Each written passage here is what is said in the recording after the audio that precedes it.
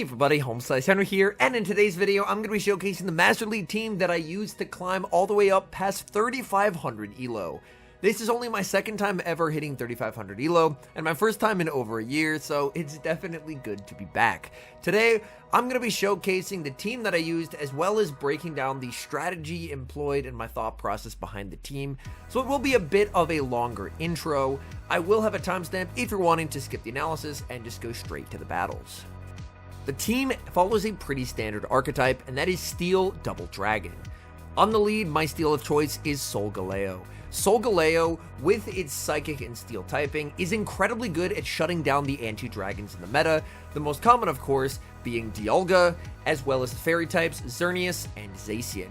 Fire Spin and Psychic Fangs are run no matter the Solgaleo, but you have a choice when it comes to secondary charge attacks.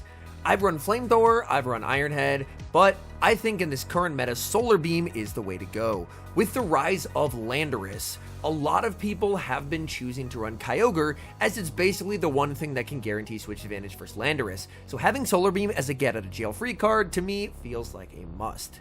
Now we go to the save switch and what I've always believed to be the most underrated Master League Pokemon, and that is Kyurem. Kyurem, with its legacy move of Glaciate, is incredibly good at making plays for switch advantage. It's able to very comfortably beat Mewtwo, for example, in the 2 shield, when Mewtwo is incredibly deadly at taking down opponents in the 2s. And it has a lot of flexibility when it comes to the moveset. Glaciate is a must no matter what moveset you're running. For the fast attack, there's a choice of Dragon Breath versus Steel Wing. In this instance, I chose to run Dragon Breath due to the fact that Palkia has made a massive resurgence, and now with the Origin Palkia, it's going to be even more common, and I chose to run Dragon Claw instead of Blizzard. I have run Blizzard in the past, as is an unexpected nuke move that can help you potentially flip switch versus something like a Dialga or a Lugia switch in, but I found Dragon Claw to be a lot more consistent. And then, as the closer, Dragonite. Previously, on iterations of this team, I ran Rayquaza, but with the nerf to Breaking Swipe, it just becomes entirely too unreliable, so Dragonite is the dragon flying type of choice. This is the hard counter to the primals that, of course, the Solgaleo isn't a big fan of seeing, and with Superpower, even if you end up in unfavorable alignment against something like a Dialga, you still have the ability to deal massive damage. So, this is the team, and now we're going to hop into some battles, and I'm going to be showcasing some selected battles on my climb from 3,000 up to 3,500 ELO. Hopping to the first match, leading Solgaleo into Therian Landorus. This is an extremely poor lead, but I do have 2 better responses in the back, so I save switch into Kyurem. If they decide to stay in and play it out, it's really nice for me, but they're deciding to just go for the debuff and dip.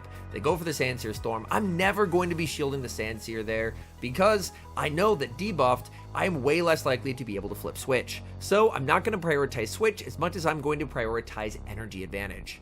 They're overfarming quite a bit, and they're going to be able to pick up the knockout with the Psystrike. If they're not running Shadow Ball, I should just be able to farm down, but if they do have Shadow Ball, things do get more complicated. My opponent fires off the charge attack, and it is Shadow Ball. That's definitely not ideal. I'm going to go for the Psychic Fangs, throwing the energy. This should allow me to get a little bit of a farm down here, exit with a small amount of energy. When they send in the Landorus, I'm looking to bring in the Dragonite. In comes the Dragonite. Opponent is going to stay in here. They're farming up to the Stone Edge, and I decide to get risky. Landorus love to bait Dragonite, and we call the bait successfully. In the back is Palkia. I'm debuffed, but I have a massive energy head start. Calling the bait has given me a win con in this game. I go for the Dragon Claw. Opponent commits the shield. I get them very low. Due to the debuff, Dragon Claw will not knock out, but I can guarantee the final shield, or I can put them into potential farm down range. Granted, this is a double resisted farm down, so it's going to require a lot of fire spins. I have 2 shields, but in the blink of an eye, I'm down to 0 as I have to shield up both Aqua Tails. I have to try and go for the farm down.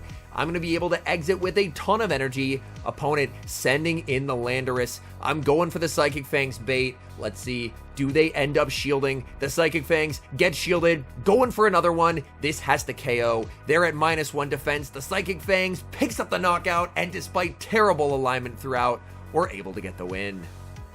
Hopping into the next match, we see a very positive lead, Solgaleo into Zacian. The Zacian is on Snarl, and it's staying in here, so odds are they're ABA weak. If they had 2 good checks to the Solgaleo, they would be switching out.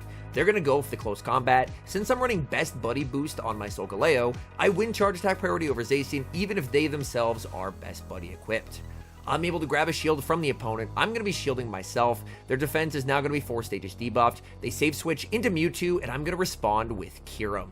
Kyurem farming up energy here. My opponent does make it to a potential Focus Blast, and I decide to commit a shield, and that proves to be a very good decision as my opponent is going to full send the Focus Blast. I overfarm, and I go for the Glaciate just before they're able to make it to a Psy Strike. The Glaciate is barely not going to pick up the knockout. The Mewtwo with 1 HP hangs on and connects with the Psy Strike. That's a bit unfortunate for me, but I do have switch advantage. I have energy on the Solgaleo, and I have energy on the Kyurem. I'm going to be firing off the Glaciate. Glaciate is going to debuff the Dialga, and now I can switch into my Solgaleo.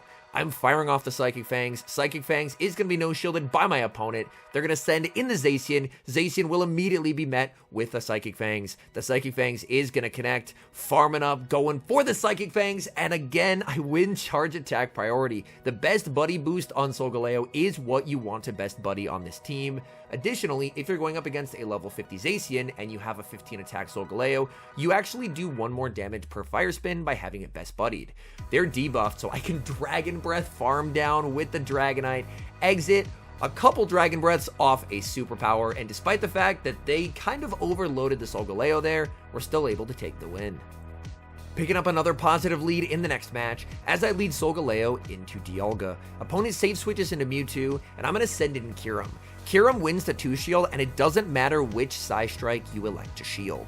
I will often no-shield the first, even though it actually does more damage. I would rather not be the first Pokemon in this mid-game to give up a shield. I would rather my opponent make that first shielding decision, and then me be the one to match shields. They fire off the Psy Strike, that's perfectly fine. Here, the frame drop ends up costing me quite a bit, as instead of throwing 1 Dragon Breath and the Dragon Claw, I end up throwing 2, and it's a charge attack priority tie that I do not win. So very unfortunate. My opponent is going to aggressively switch into Giratina, and I'm going to be sending in the Dragonite. So far, the alignment has been perfect, but unfortunately, I'm down a shield when realistically, if the game worked as intended, I would not be. So that's a bit unfortunate. I overfarm quite a bit. I'm very close to the back-to-back Dragon Claws. I get the shield, but I'm 1 Dragon Breath short of the Dragon Claw. They're going to be able to pick up the knockout with the Ominous Wind. I can send in the Kyurem. Kyurem makes it to the Dragon Claw, and now I should be in a position where Solgaleo will be able to sweep this endgame. The switch clock just not yet up in time. In comes Solgaleo. Solgaleo is going to be firing off the Psychic Fangs. I need to start applying these early debuffs so I can ramp up the fire spin damage more and more. Dialga continuing to farm. I'm going for yet another Psychic Fangs. Psychic Fangs number 2 is going to connect onto Dialga. Dialga staying in this matchup here. I go for the Psychic Fangs, but my opponent is going to be firing off their Draco Meteor. The Draco Meteor, that's not going to cut it. It's on charge attack priority. I'll be able to pick up the knockout with the Psychic Fangs, and the Mewtwo in the back, it's trying to make it to a charge attack, but it succumbs to the fire spin damage, and we're able to take the win. We see a terrible lead in the next match, Solgaleo into Ho-Oh. For Ho-Oh leads, I'll always safe switch into Kyurem. A lot of Ho-Ohs like to stay in here in Brave Bird before they send in Dialga. Pre-Incinerate buff, I would no-shield the Brave Bird, as it was kind of uncomfortable to try and Incinerate down. But now that Incinerate is super cracked, you do have to shield, which does put the team in a disadvantageous position, as now they can send in Dialga up a shield, they withstand the Glaciate damage, and they can make it to an Iron Head. But this opponent is worried about losing switch, so they end up shielding. To me, this is a misplay on their part, as they could have forced my final shield or gotten switch advantage without giving up any shields of their own, whereas now they have switch advantage, but they have a basically useless Draco Meteor as it's at -2, and I get a ton of energy on the Solgaleo.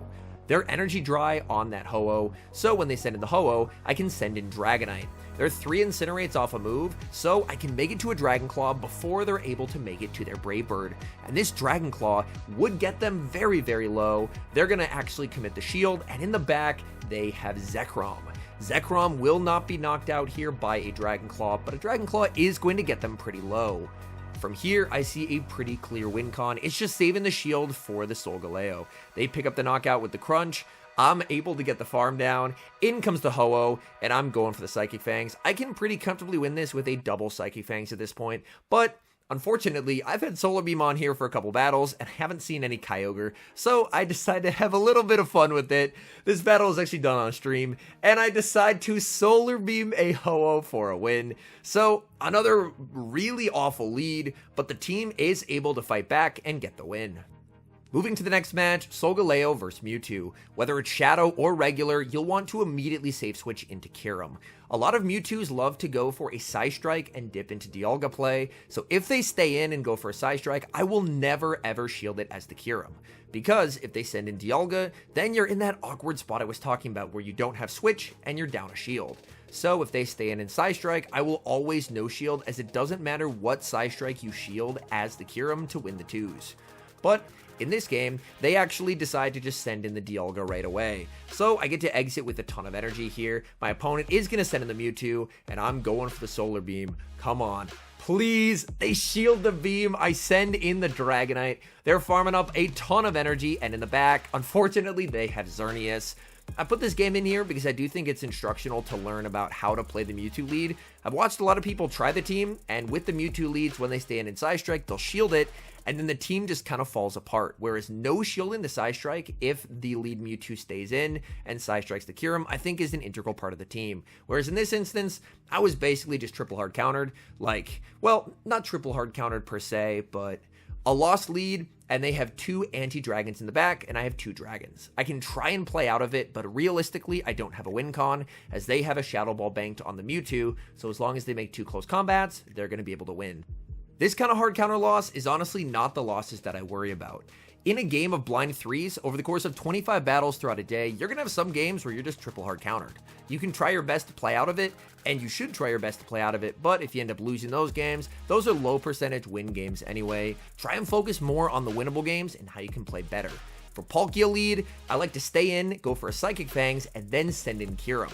Because if they stay in to try and go for a Draco, with their debuff defense, you can basically farm them down, and that strategy works whether it's the regular Palkia or the new Origin Palkia. They send in Hisuian Avalugg, and I'm able to bait out their anti-dragon, and now, hopefully, free up the Dragonite to sweep in the endgame. Are they going to go for the Icy Wind or the Rock Slide? They do full send the Rock Slide, and that will pick up the KO. I send in the Solgaleo. I'm going to go for a Psychic Fangs, looking to try and soften up the Avalugg and potentially try and go for a farm down. It doesn't matter what they throw, everything's going to be resisted. They go for the Icy Wind. All this does realistically is just give me more farm, which is quite nice, because I'm going to be switching out to reset the debuffs here. They're now going to fire off the Rock Slide as Rock Slide does more damage, but I get a lot of farm. I am down a shield. They send in the Landorus. I'm going to send in the Dragonite. Dragonite, farming up. They can go for the Stone Edge here. Stone Edge does not one-shot. I call it. It is the Stone Edge. In comes the Palkia, and I'm firing off the Dragon Claw. Dragon Claw into the Palkia. Will be shielded. Palkia extremely low. I send in the Solgaleo, and I'm going to fire off the Psychic Fangs just before they're able to make it to an Aqua Tail. The Psychic Fangs is going to be able to pick up the knockout. In comes the Landorus, and I see one win con. Going for the Solar Beam here. Do they respect it? They do not. The Solar Beam connects. And despite a really tough team, we take the win. We see a terrible lead in the next match, Solgaleo into Zygarde. Zygarde lead is the only lead where I will safe switch Dragonite. And the reason being is if they're leading Zygarde, they almost always have the Lion Solgaleo in the back. There, unfortunately, I end up throwing on alignment. On this day of battles, the game was really stuttering, so you're going to see some alignment throws there. Could be operator error, but I'm going to choose to believe that it was the game being bad. I'm going to fire off the Dragon Claw. They no shield. They know that they can comfortably survive multiple charge attacks here, but the goal is bait out the Solgaleo, because Dragonite can handle the Solgaleo. It can at least soft lose it, whereas the Kyurem just gets destroyed, and then trust in the fact that Kyurem can sweep. If they have something like Landorus in the back, this is super playable for me. I'm farming up a ton of energy here, and I go for the Psychic Fangs on the charge attack priority tie. The Psychic Fangs does get shielded. They actually respect the potential beam. I'm going to let this through, calling that is the crunch, but it's the Earthquake. They full send it, and now it's up to Kyurem to sweep in the back. In the back, it's Heatran, and unfortunately, this is just a triple hard counter team. If they were potentially something like a Landorus in the back, up a shield Kyurem or even like a Mewtwo or something like that. The Kyurem could have had a lot of play to sweep in the end game, but Heatran is just a complete wall to energy from the Kyurem. So unfortunately, it is just going to be a loss. But again, I would just like to reiterate that part of the mentality that has really helped me improve is on these triple hard counter games, I don't get mad and blame some made up algorithm, stuff like that. I just say, you know what? It'll happen in blind threes. I'm going to focus on the winnable games. Hopping into the final match, leading Solgaleo into Dialga. Here, you're actually going to notice I simultaneously switch into the Dragonite when my opponent sends in the Landorus. This is actually because I ended up playing this person twice in 2 days. They're one of my faction's teammates, Mad Attack, so we were both aware of what each other was running. Here, I'm going to call the bait. My opponent goes for the Sandsear Storm, and calling that bait as the Dragonite just feels absolutely terrific because I've been the Landorus in that situation, and it almost feels like you have to bait a lot of the time because you are getting outpaced if you go straight Stone Edge. So my opponent is going to make it to one final charge attack. I believe they were short here, so it is just going to be the Sandsear Storm. I'm heavily debuffed. My opponent sends in the Dialga. I would love to pivot, but realistically, trying to pivot a Kyurem into a very healthy Dialga is not going to be great because they should have Ho-Oh in the back, and there it is. It is going to be the Ho-Oh brought onto the field. Ho-Oh is going to fire off the Sacred Fire, but I win charge attack priority. Another instance of I tried to throw one turn before, but the game was really struggling on this day, so it ends up being a CMP tie. I shield up the Sacred Fire. My opponent does not get the debuff. I continue to farm. This time, it actually is an intentional charge attack priority. Dragon Claw to the Brave Bird. Brave Bird is going to force them to radically lower their defense, of course, and then I can use this as an opportunity to get energy on the Solgaleo. Opponent saves the Ho-Oh, but Ho-Oh does not have a charge attack, and they're in one Fire Spin range, so they won't even get any Incinerate damage off, and I just get to spam out these Psychic Fangs as soon as I get to them. The Psychic Fangs is going to connect. The Fire Spin will KO after this charge attack. The Dialga makes the Draco Meteor, but it's not going to matter. I'm able to hang on. Oh, they actually did survive the Fire Spin, but the Ho-Oh will not survive the next one, and we take the win. All in all, I do know this is a little bit of a different style of video. It's still a shoutcast, but I really wanted to do kind of a deep dive and showcase a bunch of different leads and how I like to play out this team. I believe that this team is one of, if not the strongest Master League teams out there. I would say for me, it's probably in the top 5, and as I mentioned, was able to hit 3,500 ELO with it, which I believe was number 22 in the world at the time. So I'm a believer in the team. I do think that following a lot of the strategies set out in this video will help people who try and replicate the team to have quite a bit of success. And I do also think, I touched on it a bit earlier, but the mentality when battling in Go Battle League is a very important part. It's something that I notice quite a bit is a lot of people will get frustrated, especially if they're getting hard countered, and blame an algorithm like the game is out to get them, the game is hard countering them, and I haven't really addressed that in a video before, so I kind of wanted to do that now. I'm pulling up my app here real quick. I have played 38,292 battles in the Go Battle League. There are some days where I have amazing lead luck, and it feels like I am this absolutely blessed RNG gamer, and there's some days where I just can't catch a break. Every lead, just core breaker, miserable core breaker, and a lot of days in between. The best advice that I've ever been given, and the advice that I want to pass along, is to focus on the winnable games. Even on days where you're just getting hard countered, if you're still doing what you need to do, executing, counting correctly, trying to make predictions, going for catches, executing the strategy, there will be some days where you'll have extremely poor luck and you'll only be able to, let's say, go 11 and 14 because you lost 80% of leads.